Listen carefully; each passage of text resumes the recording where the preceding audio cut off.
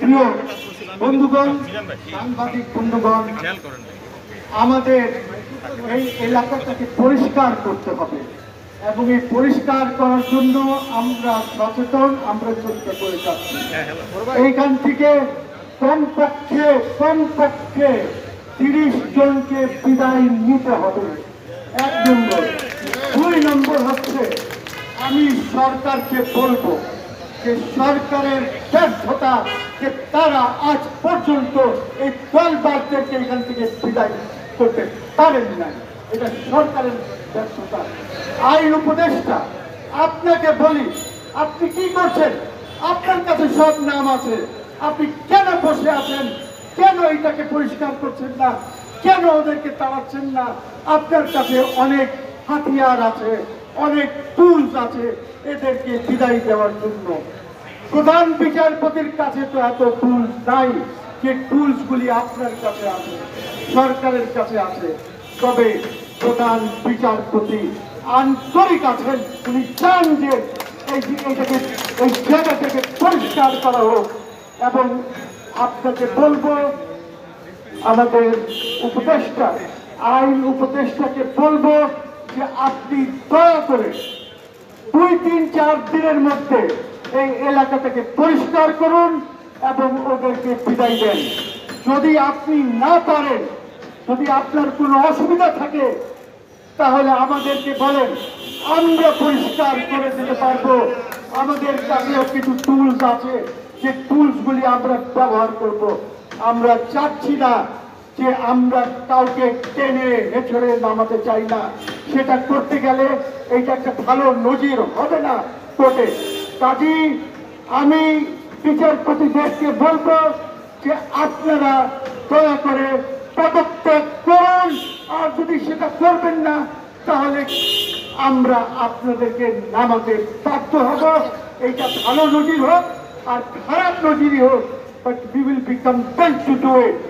আমি আবার অনুরোধ করব আমাদের আইন উপদেষ্টাকে যে আপনি প্লিজ, আল্লাহর ওয়াস্তে, আপনি এই সরকারকে শুধু ফেল করাচ্ছেন না, আপনি দেশটাকে ফেল করাচ্ছেন।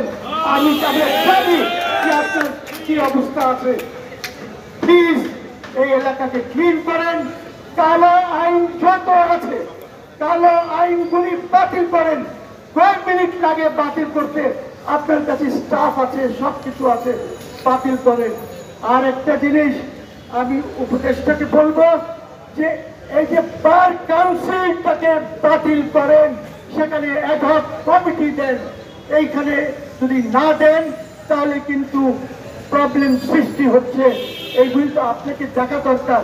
1/11-তেও তো এইটা বাতিল করা হয়েছিল, আপনার রেকর্ডে আছে।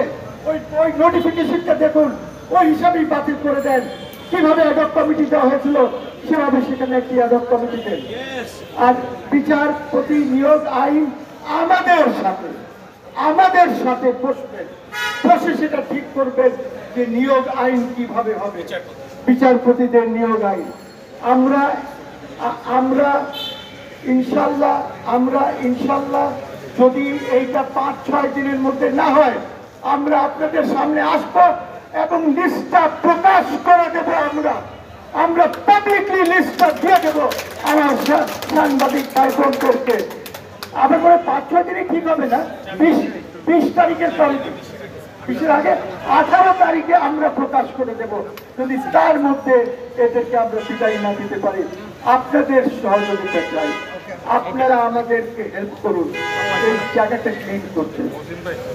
এখন আমাদের একটি প্রতিনিধি দল চিফের কাছে যাবে, গিয়ে ওনাকে এই যে আমরা বক্তব্য রেখেছি এইটার একটি সারমর্ম দিয়ে আসবে।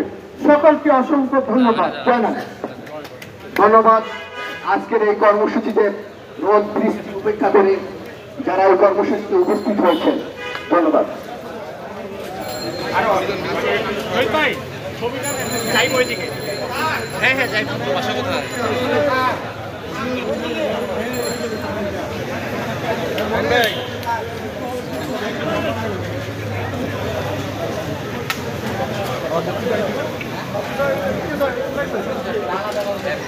Thank you.